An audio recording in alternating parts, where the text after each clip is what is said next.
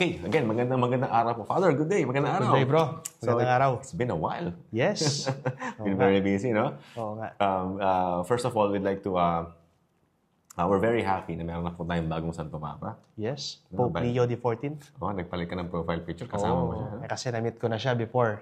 Bago siya naging obispo, cardinal, at ngayon ay Pope. Yeah, lagi pala siya dito sa Pilipinas. Oo. Alright, no? So, we're very blessed this month of May kasi nga po, we have this a lot of developments and we are blessed again with the new Pope. And ako din, actually galing ako sa Europe for the past few days, about one of the week. And kumusta yung trip mo sa Europe, bro? Actually, yung the architecture, the history, the culture, and the highlight of our trip was actually the mass that we heard from the Basilica of St. Nicholas. Wow. At the end po ng video na to, no? Actually, 2-part po itong video na panonoorin natin ngayon. Or yung ipapalabas natin, part 1, part 2 for the May, this month of May. And nasa bandang huli, Father, yung konting pictures namin sa Basilica. Ayan. So anyway, again po, no, we're very excited to be with you today, no? And ang itatakal po natin ngayon, since Mayo, Father. No? Yes. Maraming mga okasyon ngayon, particularly yung tinatawag nating Flores de Mayo and yung Santa Cruzan. No? So all the while, akala ko parehas lang yun. Hindi pala. No? So ngayon pong episode na to, yung part 1, uunahin po muna natin yung Flores de Mayo at yung part 2 is yung ating Santa Cruzan. Okay? But before that, Father, just like anything else, no? We pray first para mabendisyonan itong ating mga viewers and yung talakayan natin. So let us be aware of God's abiding presence in our midst.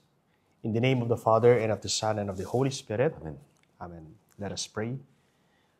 Lord God, give to your people the joy of continual health in mind and body with the prayers of the Blessed Virgin Mary.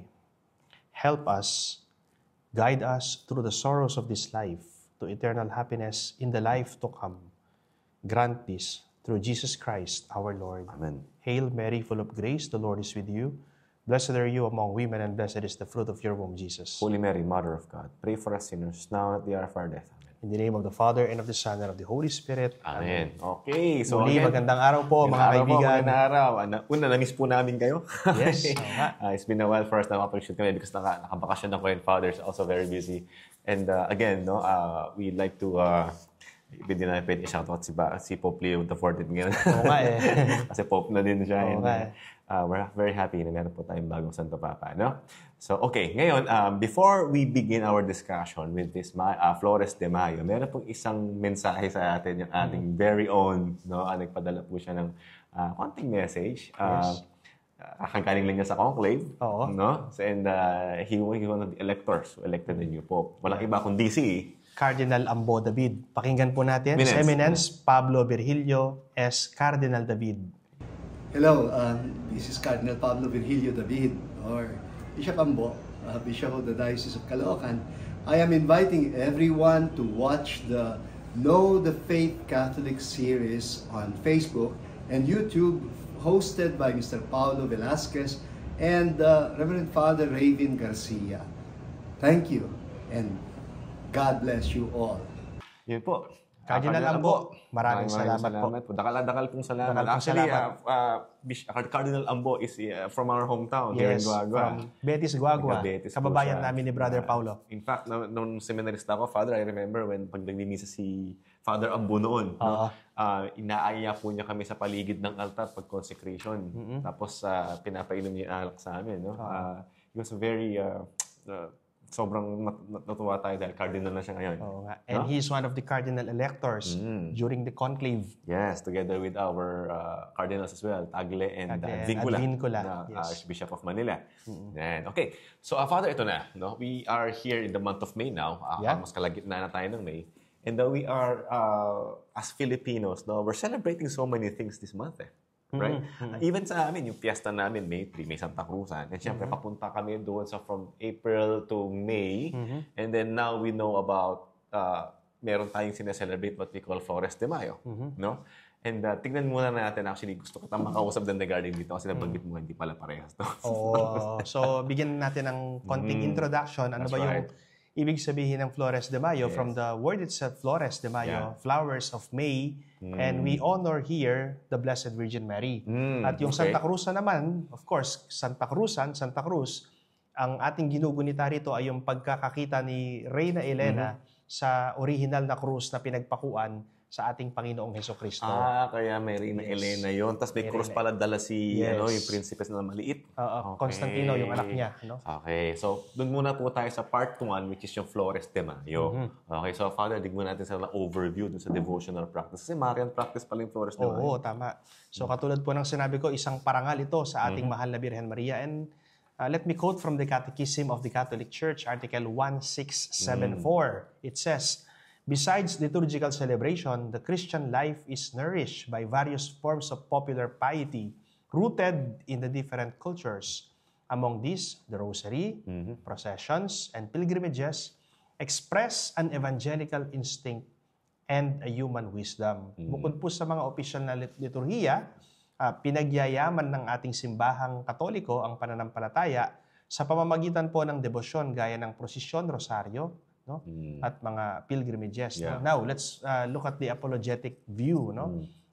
Apologetic aspect. No? In Mark chapter 7, verse 8, sabi doon, you leave the commandment of God and hold to human tradition. Often misquoted by others to discredit Catholic devotions. Ano po, no?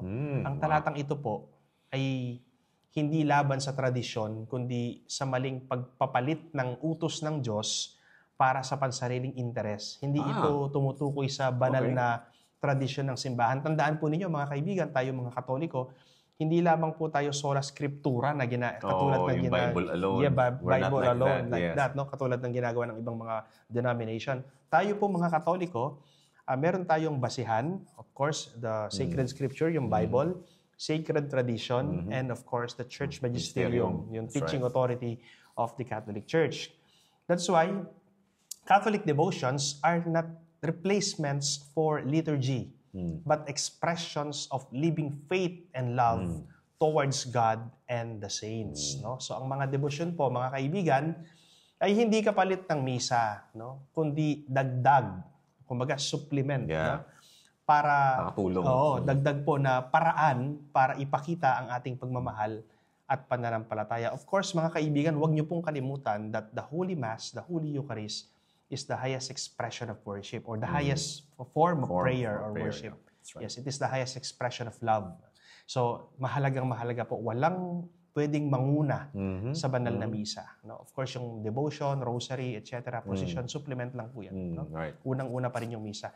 So, let me quote from St. Augustine. Sabi niya, nothing is so distinctly Christian as the sign of the cross. Importante pala yun. Ano?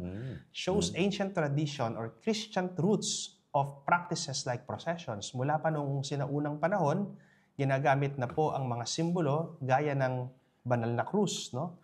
Sa debosyong Kristiyano. Yan. So, kumbaga, you mentioned earlier, Father, na even before the Bible, we're already rooted in these practices. Yes. And hindi po natin maaalis din, no? Even yung devotion natin. Actually, before the Bible, yung devotion kay Mama Mary is actually very significant. Kasi nga, siya yung nandyan when the church was there, no? If you'll notice in the Catechism of the Catholic Church 971, sabi nga ni Mama Mary doon, all generations, sabi niya, will call me blessed. And those generations started from the birth of the church. Yun no? The devotion to the Blessed Virgin Mary is intrinsic to our Christian worship. Ito yung sinasabi po ni Father na kasama no? Hindi siya pwedeng tanggalin. So, bahagi po ng ating pananampalataya bilang mga Kristiyano, ang pagkilala no? At paggalang kay Maria, kay Mama Mary, ang ina po ng ating Panginoon. Kaya ito yung isa sa mga nilalagay natin sa ating puso at isipan during Flores de Mayo because we honor her. No? Also in biblically, Luke chapter 1, verse 48, for example, sabi niya, for behold, from now on, all generations will call me blessed. Sinabi rin po niya yun. So nahulaan po mismo sa Biblia na tatawagin si Mother Mary na mapalad among all, no? Ng saling lahi, kaya ang devotion sa kanya ay talagang makabiblia. Hindi natin pwedeng sabihin na unbiblical si Mama Mary. Ayan na, di ba? Sabi niya, all generations will call me blessed. Blessed are you among women. So if you're gonna also see the articles of Pope Paul VI, yung Marialis Cultus, noong 1974, he emphasizes that the Marian devotion must be rooted in Scripture and lead to Christ. So we're not here to worship Mama Mary. That's not, kasi latria yun for the God the Holy Trinity. So may hyperdulia tayo sa kanya. So which means she will always lead us to the latria. Yun right? Tama. So pinapaalala po ng ating simbahan ang devotion po kay Mama Mary nakatutok po papunta kay Jesus. Yun yung laging prayer natin, no? And also, if you're gonna check the apologetic insight of this angle, no, Marian devotions like the Rosary or Flores de Mayo, Santa Cruzan, no, are Christ-centered and to honor her unique role, no, in our salvation history. Yung mga devotion po kay Mama Mary, hindi po ito idolatry. Ever. Never. Yung mga nagsasabing idolatry, hindi po nila alam ang ibig sabihin ng worship. Kasi sumasamba kayo, hindi naman nila talaga alam what's the meaning of samba. Yes. Yung context ng panahon na yun. No? Hindi dahil lumuhod ka, hindi dahil nagdasal ka, sumasamba ka na. Hindi yun. May iba pong kahulugan yung worship, kaya nga sinulat yun nung panahon sa context mo yun. No? So, hindi po yung idolatry, kundi pagkilala sa kanyang papel sa plano ng kaligtasan. Kumbaga, si Mama Mary yung tag team mo papunta sa holiness mo. Hindi siya yung worship mo. So, if konting trivia lang, Father, no, dun sa Pueblo Amante de Maria, sabi nga, the title ng Pueblo Amante de Maria, a people in love with Mother Mary, which perfectly describes the Filipinos, is officially used to describe the Filipinos during 1975 National Marian Year under the CBCP. No? This title recognizes the deep, centuries-old love of devotion of Filipinos to the Blessed Mother. No? Seen sa fiestas, prayers, and ang daming depictions ni Mama Mary. Ang dami yung titulo, no?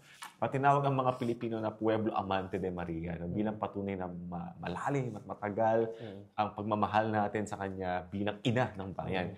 In the CBC Pastoral Letter back in 1975, it's also written there that we Filipinos have always been a Marian people.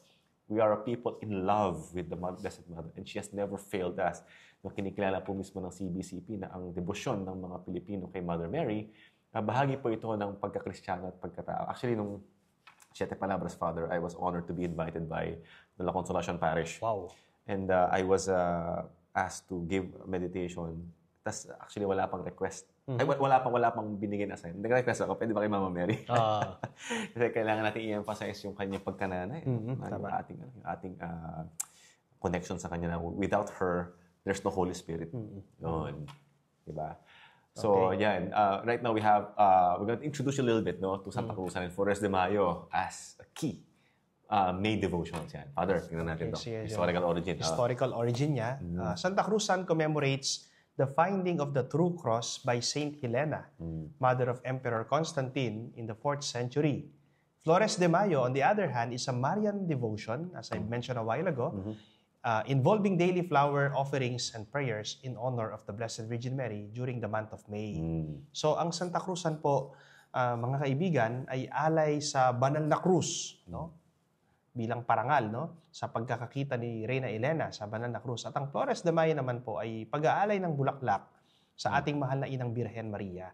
At sinisimulan ng Flores de Mayo yung May 1. May 1? Oo. Flower offering kay Mama Mary at nagtatapos ng May 31. Kaya buong buwan. At yung katapusan na nakikita ko pa nga dati sa parokya natin, pinuprosesyon si Mama Mary. Doon lumalabas yung mga, ano bang tawag doon? Sa gala or actually, the litany of the Blessed Virgin Mary, yung mga babae na nakagayak sila, they represent the litany of the Blessed Virgin Mary. Kung ilan yung mga litany ni Mama Mary sa Rosario, sa Dasal, ganun din yung mga babae na nakagayak. At may hawak silang mga bulaklak. Okay. Yan po yun, no? Yung mga titles yun, Father? Yes, titles of the Blessed Virgin Mary. Halimbawa, Mother of the Church, Mother of Christ, Mother of Divine Grace, etc. Yan, oo. So, nire-represent nila yon, no?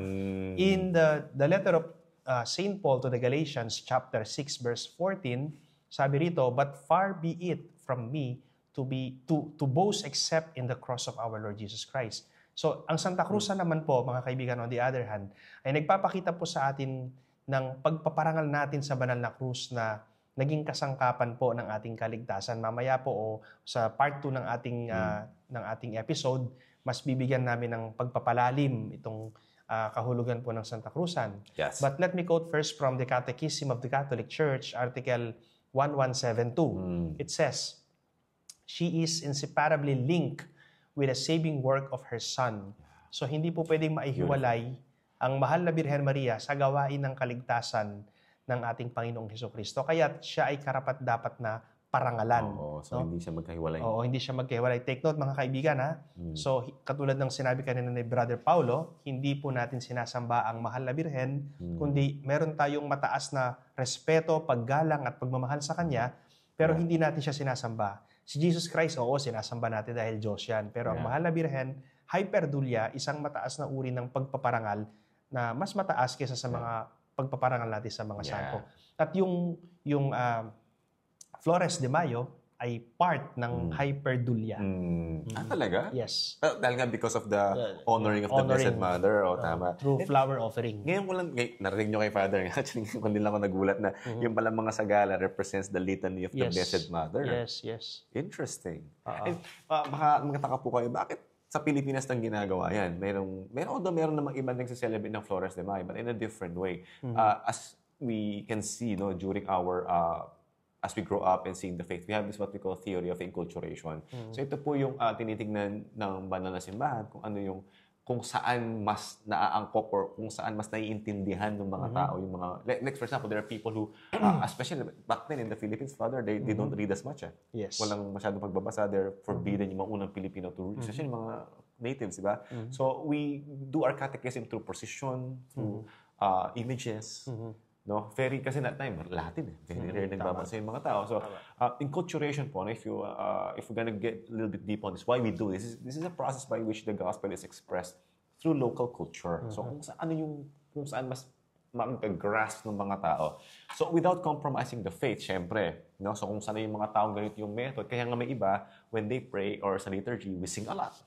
Iba naman, ibang kultura. When I was in Amsterdam nga sa Netherlands, Father, dahil Spanish yung yung misa at that time, yung responsorial psalm, Spanish guitar. So that's how they understand the faith. And they don't compromise. It's just the way that the culture understands it. It enriches it. No? So Santa Cruzan po and Flores de Mayo are examples of what we call Filipino enculturation, where we express the hyperdulia through these acts. No? The faith clothed in local beauty, customs, and identity in the community. So yung devotion po ito, halimbawa po ito ng pagkakaugat sa pananampalataya sa sarili nating kultura. Kaya nga pala, Father, pagka May na, lalo na bakasyon, yung mga kabataan, yung mga babae. Yung inaanak mo si Talia. Every day yan, alam mo yan, nag-gown siya kahit nanonood. So next year, baka ipaparayan niya, sasagala namin siya. So if you're gonna check also in our Bible, so Acts chapter 2, verse 6 to 11, sabi niya, the apostles spoke in many languages. Iba-ibang kultura, Father, ng mga taong nakikinig sa kanila. Yung pinanggalingan nila, no? Showing that the gospel must reach all cultures. So ngayon, naintindihan po ninyo, iba yung kultura sa Pilipinas, sa Espanya, sa Roma, sa Portugal, sa Brazil, sa iba-iba. Pero, hindi na-compromise yung faith. It's the same intact faith. Yes. In the first letter of St. Paul to the Corinthians, 9:22, sabi niya, I have become all things to all people, so that by all possible means I might save some. Sabi niya, tulad po ng mga apostol na ginamit ng simbahan ng kultura upang may pahayag ang mabuting balita. Kaya nga madalas sinasabi, itong mga to, kung ano yung mga pinagagawa, nagdumilihis na sa landas. Kung titingnan niyo po yung background ng practices ng Catholic Church, even if nakikita natin, iba yung kultura nito sa Ethiopia, iba yung kultura nito sa Ghana, gano'n. Pero kung titingnan yung liturhiya, parehas na parehas. No? Ecclesia in Asia, by Pope St. John Paul, 1999, sabi, a faith which does not become culture is a faith which has not been fully received. So, tama nga naman. Sometimes we want to join a community because we love the culture. So, if the faith is not in our culture, then it's not alive. Okay, it's not thoroughly thought through, sabi nga, no? And not faithfully lived out. So, kumbaga po, ang tunay na pananampalataya ay dapat mamuhay sa kultura ng mga tao. Hindi na siya kailangan pag-usapan pa. Nandiyan na yan. Hindi hiwalay, kundi bahagi po ng kanilang pagkatao sa kultura. Yun. Ganun na, no? Oo. So ngayon, tignan naman natin, mga kaibigan, yung miracles and symbolic traditions. Siguro, bigyan po natin ng pagkakataon para madiscuss natin yung Three Kings kahit na hindi nakapanahon ngayon. Actually, nung Epiphany yan, di ba? Yung episode natin ng Epiphany. Pero let's try to look at the meaning, and we can find that in Matthew chapter 2, verse 1 to 12. So, represent the Gentile world, no? Yung Three Kings na yon. Bakit pagkakaiba sila? Yung traditionally, actually, they are not Three Kings. We call them Magi or wise man. But, of course, we base on the three gifts that they brought to Jesus. And para ma-represent nila yung buong mundo, kung titignan mo yung iconography nila, merong puting-puti, merong kayumanggi, merong itim. So, yun yung races ng buong mundo, no? So, they represent the Gentile world honoring Christ. The gifts they brought, which are gold, frankincense, and myrrh, reflected their own cultures and traditions, but were offered in worship. So ang mga pantas po mula sa silangan ay gumamit ng kanilang mga regalo at kultura bilang paraan ng pagsamba sa Mesiyas. Hindi naman nila kukunin sa Jerusalem yun. Galing sa kanila. Sa kanila mismo yun. No? So the church fathers on the Magi, they said, no, sabi po ni Saint John Chrysostom, he noted on how God used a star, something familiar to the Magi, because they are astronomers, yes. No? So stars to lead them to Christ. A biblical model of inculturation. No? Right. So ginamit po ng Diyos ang kultura at karunungan, no? Ang kultura at karunungan ng mga pantas upang gabayan sila patungo sa ating Panginoong Hesukristo, gaya rin ng ginagawa ng simbahan sa Santa Cruzan at sa Flores de Mayo. So dito mga kaibigan, binigay ko lang po na halimbawa yung mga Magi, yung mga pantas, no? Baka magtaka po kayo, hindi naman Epiphany ngayon, bakit binanggit ko po sila? Right. Just to give emphasis dun sa tradition na binabanggit namin ni Brother Paulo, no? Ngayon, tignan naman po natin yung Our Lady of Guadalupe noong 1531. So, the Blessed Virgin Mary appeared to Juan Diego as a mestiza, no? Mestiza, and left her image on his tilma. At hanggang ngayon, nandun po yung tilma, original, no? Sa Mexico, no? Yung original na tilma. So, it's a kind of a miracle of evangelization through inculturation, where Mary took on the images and pagan symbols of the local people to teach and show the truth about her and the faith. So katulad po ng Guadalupe, mga kaibigan, ang mahal na Birhen Maria ay nagpapahayag ng pagmamahal ng Diyos sa pamamagitan po ng pagpapakita sa forma na naiintindihan ng mga tao. Kaya pala, Father, iba-iba yung tsura ni Mama Mary. Iba-iba yung so, kasi nakita ko yung Guadalupe, mukha siyang Mexican. Mexicana, oo, di ba? Lady of La Salette, mukha siyang Lady of Lourdes, mukha siyang French. Yes. Lady of, meron pang lumalabas na image, Our Lady of China, mukha siyang Chinese. Actually, meron. No? So, hindi pala, hindi na iba sa Bahal na Birhen. Pakikisama niya sa kanyang mga anak sa iba-ibang lahi. Yes, tama.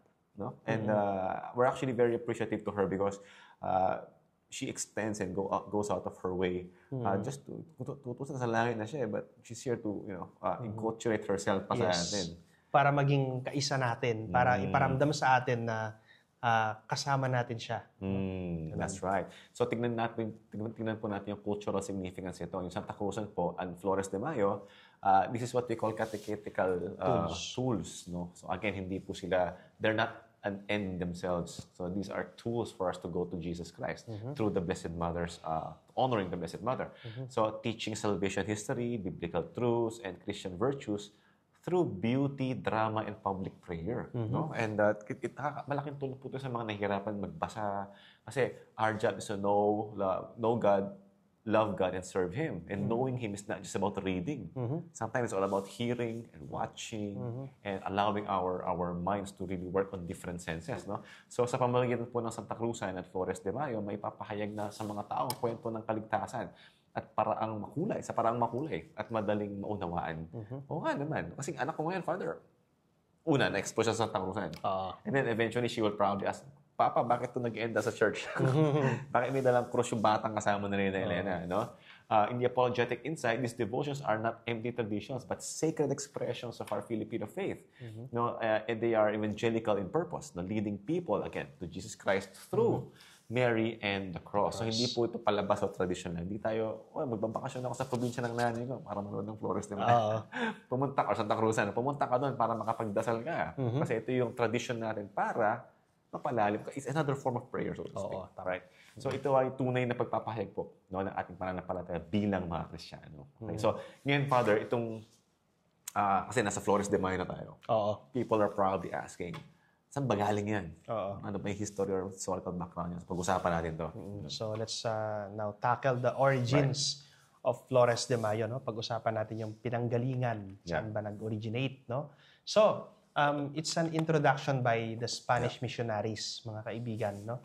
Tignan po natin yung sinasabi ng mga ng Catechism of the Catholic Church, Article 2688. No, ulitin ko po, CCC 2688. Sabi rito, the catechesis of children, young people, and adults aims at teaching them to meditate on the Word of God in personal prayer, practicing it in liturgical prayer, and internalizing it at all times. So ginamit po ng mga misyonero noong unang panahon ang debosyon tulad ng Flores de Mayo upang ituro ang pananampalataya sa paraang nauunawaan ng mga Pilipino. Kaya nga meron tayong prosesyon, di ba? Tulad ng binanggit mo kanina, bro. Kung ano yung mga hindi natin maintindihan o mabasa sa Biblia, pag nanood tayo ng prosesyon, para bang, ito pala yung nangyari. Ganun pala. So, it's a way of catechizing the people. Even kakatapos na po ng Holy Week, yung mga pinoprosesyon po natin mga santo, same thing. Tama. Catechism yun Tama, right? Catechism. So, historical trivia, no? The month of May was already associated with spring festivals and reverence for motherhood in pre-Christian Europe. Okay. Motherhood. Siguro, I think doon nanggaling yung Mother's Day. That's Every right. second Sunday of May. Tama. So, but of course, Mother's Day has no connection at all in our liturgical celebration or in the church. So, para bang advertisement lang yan eh. Pero of course, we honor our mother. Number one, our... Springtime pala. Yes, springtime. Kaya when I was in Europe, papunta na tayo sa spring, sabi ng Uber driver ko. Tama. Yun pala So, yun. So, the church Christianized this custom, dedicating the month of May to the Blessed Virgin Mary, the Mother of God. By the 13th century, particularly through the promotion of May devotions in countries like Italy, France, and Spain. So, ang Mayo po, mga kaibigan, ay buwan ng kasibulan, no? Spring. Sa Europa, galing ka doon, di ba? Oo nga. Kaya, malamig pa, pero okay malamig pa. Kaya itinanggi ito itinangi ito sa paggalang sa mahal na ina ng Diyos na siyang buhay na ina ng ating simbahan. So, tingnan po natin yung mga Spanish missionaries noong 1800s, no?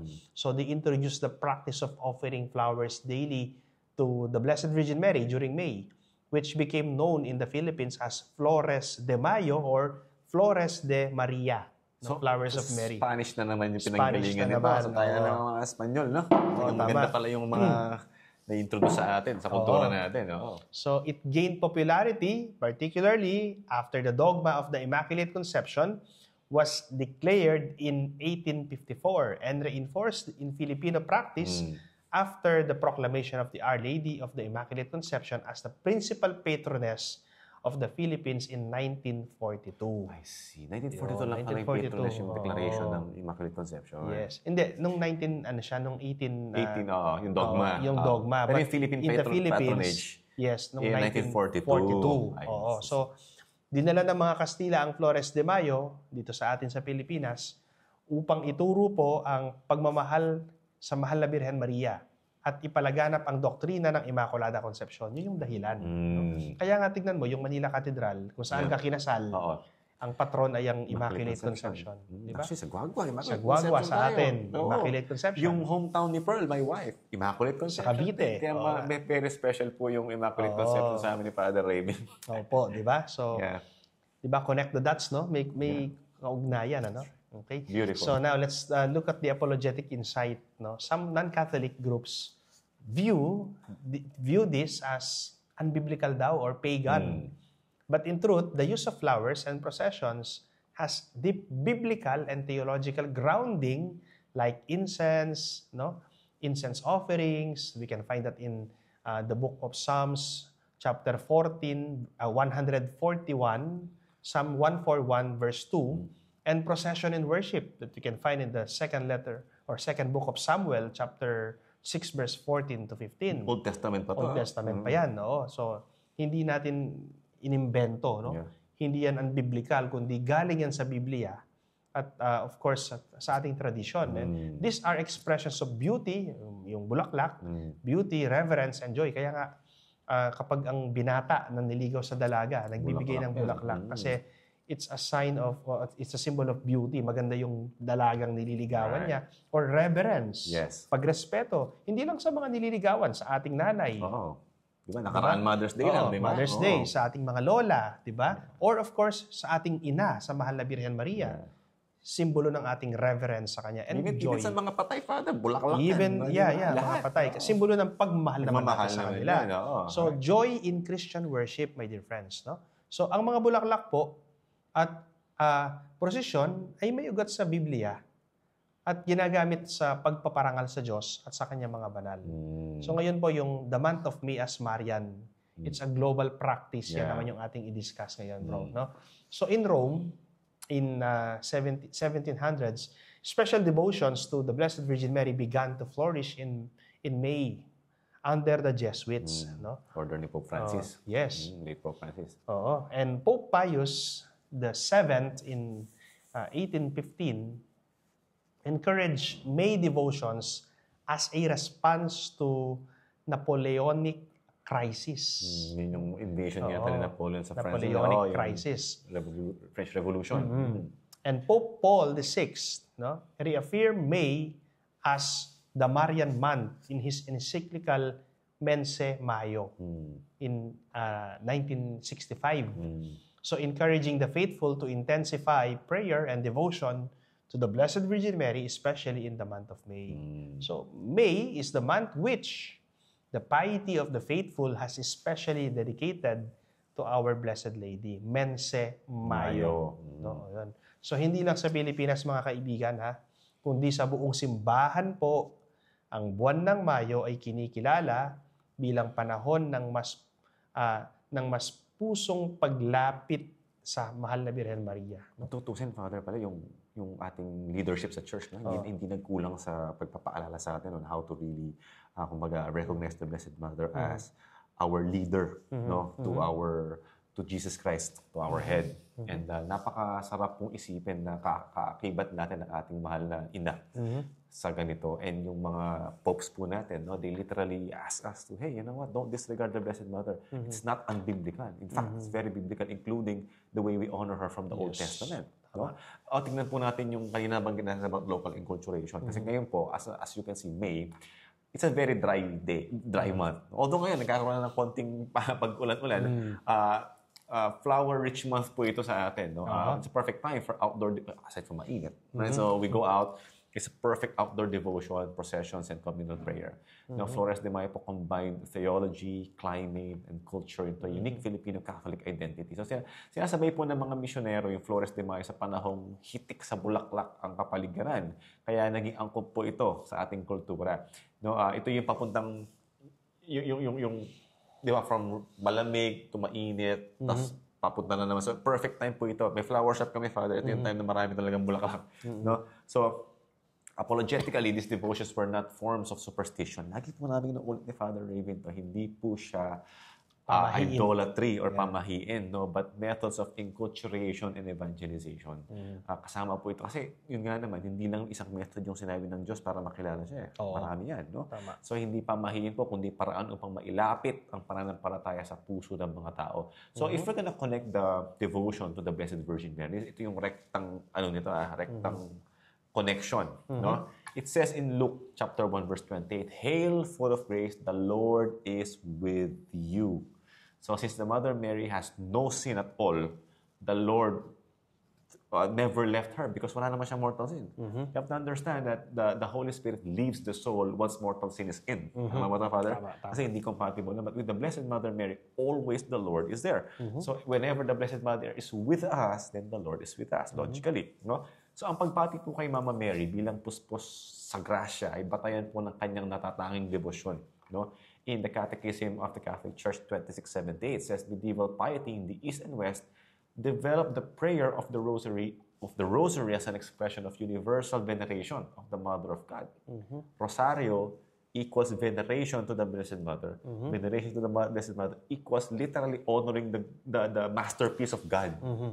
So imagine if God created this masterpiece, which is the soul of the Blessed Mother and her whole entire being, and we're venerating that, which means we're honoring also the creator of that masterpiece. Tama ba ito? Ito na naman ako, naging passionate na naman ako. Yes. Isa sa mga anyo ng devotion po kay Mother Mary ay ang Rosario. Na siyang sinasabayan po ng mga pag-aali ng bulaklak gaya sa Flores de Mayo po. No? So in Marialis culture, Marialis cultus by Pope Paul, no, 1974, encouraging genuine Marian devotion that draws the faithful towards the Lord Jesus Christ. So pinapahalagahan po ng simbahan ang mga debosyong ito, gaya ng number 1, ito, yung Flores de Mayo, kung ito ay nakatuon sa kabanalan at patungo kay Kristo. So yun po yung primary purpose why we do what we do. Okay. So ngayon, lahat naman na pinag-uusapan natin dito may meaning at purpose. At syempre nagsisimula lahat yan sa dokumento natin yung CCC. So Father, let's talk about first the meaning and purpose of our Flores de Mayo. Okay, so quoting from the Catechism of the Catholic Church, Article 971, it says, the Church's devotion to the Blessed Virgin Mary is intrinsic to Christian worship. Pinapakita po ng Flores de Mayo ang mahalagang papel ng Mahal na Birhen Maria sa ating pananampalataya. In the Gospel of Luke chapter 1, verse 46 to 47, sabi ng Mahal na Birhen, my soul magnifies the Lord, and my spirit rejoices in God, my Savior.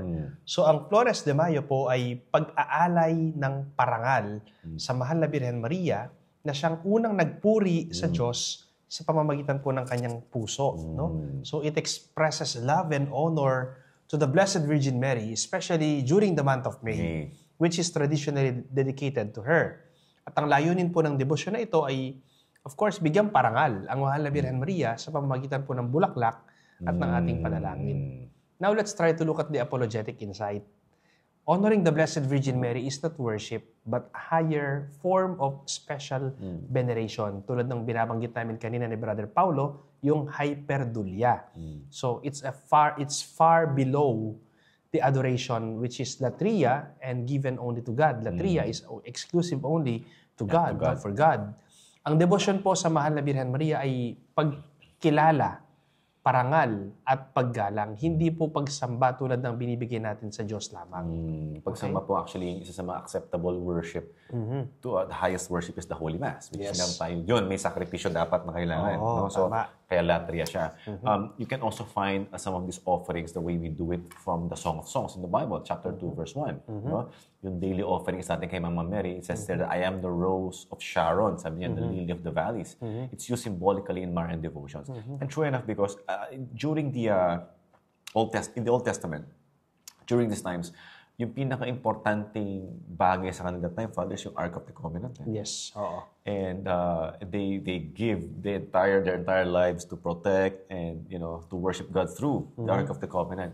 And the new Ark of the Covenant is none other than our Blessed Mother. And so, therefore, we really ought to give her the proper veneration through the hyperdulia and the activities together with these things. No? So, ang mga bulaklak po, sumasagisag sa kagandahan at kadalisayan ni Maria bilang bulaklak ng buhay. And in CCC 2678 says, the popular piety often expresses itself through offerings and symbols tied to the Virgin's purity and intercession. Ang pag-aalay ng bulaklak araw-araw ay tanda ng paggalang at pagmamahal kay Maria. Father, bigyan ko natin sa trivia with regards to offering of flowers. I think nakwento natin to before.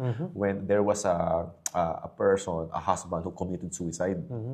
Tapos yung asawa niya, malungkot. Sabi ni St. John Vianney, sabi niya, why are you sad? He said, my husband committed suicide and I'm afraid he's in hell. Tapos sabi ni St. John, after a while, binalikan niya yung babae. Sabi niya, don't worry, your husband was saved. Sabi niya, paano nangyari yun? Kasi sabi niya, habang pababa daw siya sa bridge, nabigyan daw siya ng grasya through the prayers of the Blessed Mother Mary ng act of perfect contrition. Wow. Okay. So ngayon, saan galing yung grace? Ano ba, Father, kung saan galing? Saan daw? Dahil one time daw, nagbigay ng bulaklak yung lalaki. Ganun lang kasimple. Yung naging bukal nung time daw na meron siyang pinagpapasalamat kay Mother Mary, nagbigay siya ng bulaklak with his whole heart. Very sincere thanksgiving kay Mama Mary for whatever she did for her. Binigay niya ng bulaklak yung image ni Mama Mary. Yun daw yung reason kung bakit sinave siya. Ang galing, ano? Simpleng bagay, pero... Nasa Flores de Mayo, offering flowers. And that was the story that circulated around France because of ganun daw ka-generous yung mahal na Birhen. Di ba? So, ang galing naman, ano? Ngayon, tackle naman po natin yung kahulugan ng prayers and novenas. Bakit tayo mga Katoliko, ginagawa natin yung pagnunubina, pagdarasal, no? Saan ba natin makikita yan? From the Acts of the Apostles, chapter 1, verse 14, sabi dito, all these with one accord were devoting themselves to prayer together with Mary, the mother of Jesus. Kasama pala nating nagdarasal si Mama Mary, no?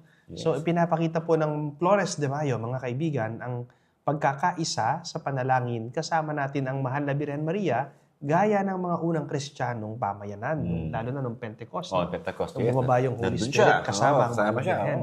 So, in the Catechism of the Catholic Church, Article 2679, it says, Mary is the perfect orans. Orans means prayer, a figure of the Church in prayer. Ang mga nobena at dasal ay paghingi po ng panalangin sa mahal na Birhen Maria na ating tagapamagitan. At hindi siya madamot. Hindi siya madamot. Katulad ng kwento mo, no? Oo, Father. Mamaya may kwento rin ako dyan. Kasi nung flight ko sa Dubai, from Dubai to the Netherlands, may ginawa si Mama. May kwento mo mamaya. So, also, we are encouraging our children to participate in this. Kasi nga, we want them to recognize and to really, in their heart, bumuhay nila, makilala si Mother Mary bilang ina. No, in Matthew chapter 19, verse 14, sabi, let the children come to me, sabi ni Jesus, for to such belongs the kingdom of heaven. And I think, Father, ito rin yung sinasabi na, let the children come to my mother. Wow. Kasi doon sa reflection po natin sa seven last words, woman, behold thy son. Tama.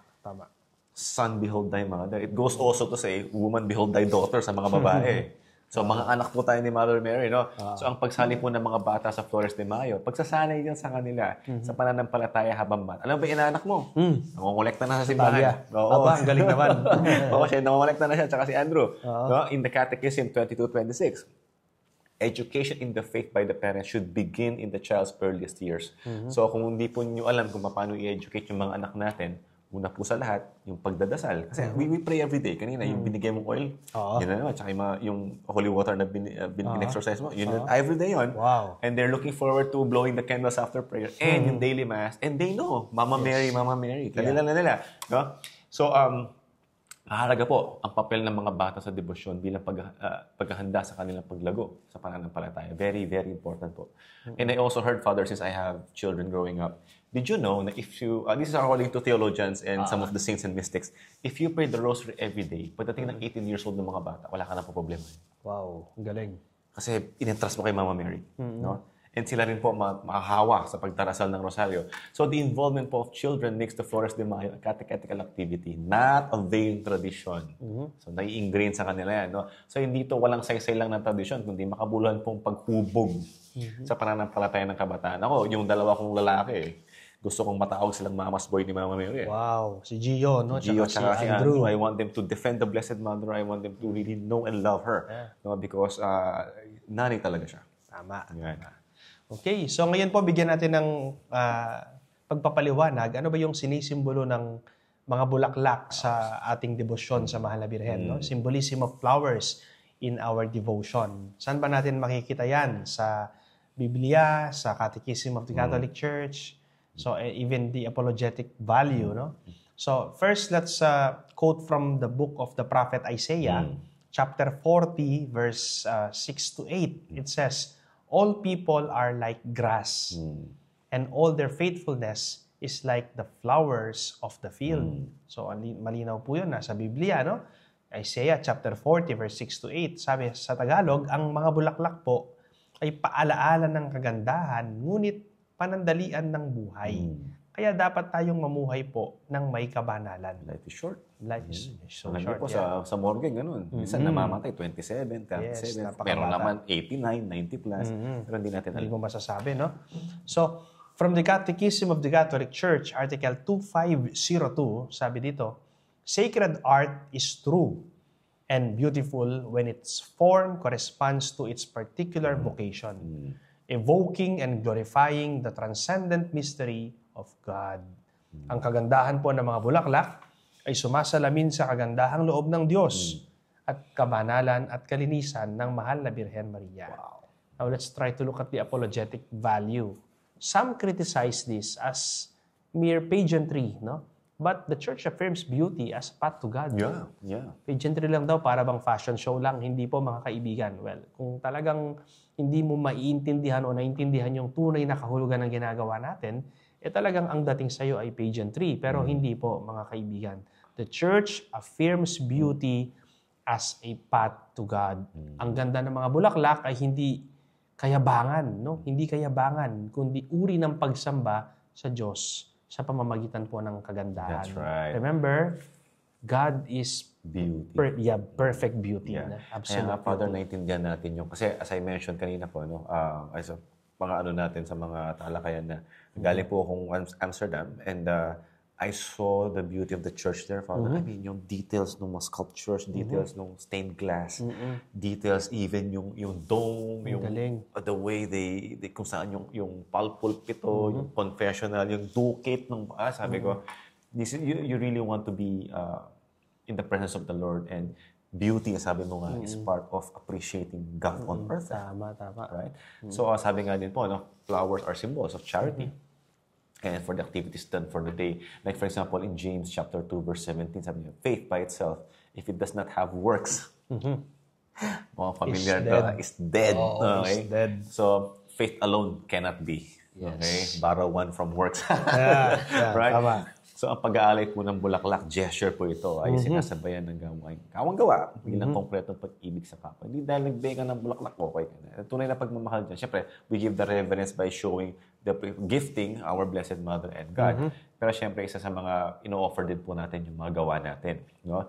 In the Catechism of the Catholic Church, 2447, that the works of mercy are charitable actions by which we come to aid the aid of our neighbor. Ang mga gawain charity po tuwing Flores de Mayo ay nagpapakita ng aktibong pananampalataya. That's why we recognize that, Katoliko to, buhay na buhay yung pananampalataya. Kasi nakikita yung gawa natin.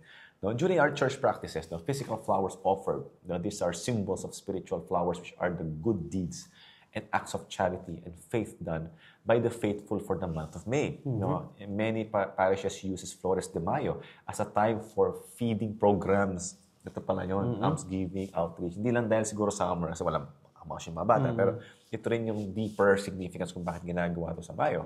And nagiging daan po ito, ang devotion ito upang ipakita ang kabutihan ng puso at malasakit sa komunidad. Yeah. Wow, galing naman. Yeah. Ikakat muna natin yung part 1 lang kasi ito. No? Kasi natapos na tayo sa Flores de Mayo. Yung part 2 abangan natin because ito na yung Santa Cruzan. Ito yung na-excite yung mga magulang para igayak yung mga anak nila. Tama. No? So, again, abangan niyo po yung part 2, yung ating special episode nitong month of May. No? So, again, thank you for watching our Flores de Mayo, part 1. No, my name is Paolo Velasquez. I am Father Ravian Garcia. And thank you for watching Know the Faith Catholic Series.